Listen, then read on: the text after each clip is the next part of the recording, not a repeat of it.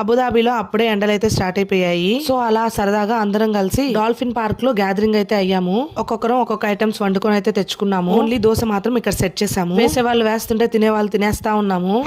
Chowdary how are you? తిన్నావా? దోశ తిన్నావా?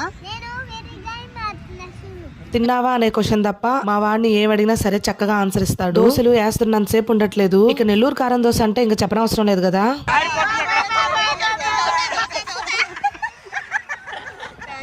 Park అంతా మాగోలేను, వేసింది వేసినట్టుగా ప్లేట్ లోకి నోట్లోకి వెళ్ళిపోతున్నాయి. ఈ పార్క్ లో అయితే మంచిగా ప్లే ఏరియా కూడా ఉంది.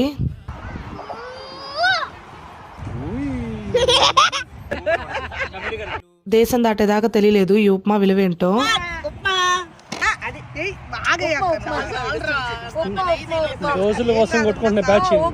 ఇలా ఉంటదన్నమాట మా బ్యాచ్ అంతా కలిస్తే గోలగోలగా. నిమ్మకాయతో పాటు నెల్లూరు కారప్పొడి కూడా వేసాము.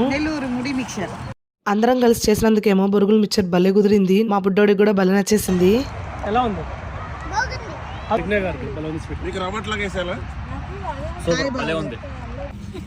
వెనకాల అసలు మా అక్క ప్రొఫెషనల్ వస్తున్నాయి దోశలు. ప్లేట్ చూపిమ్మట దోశ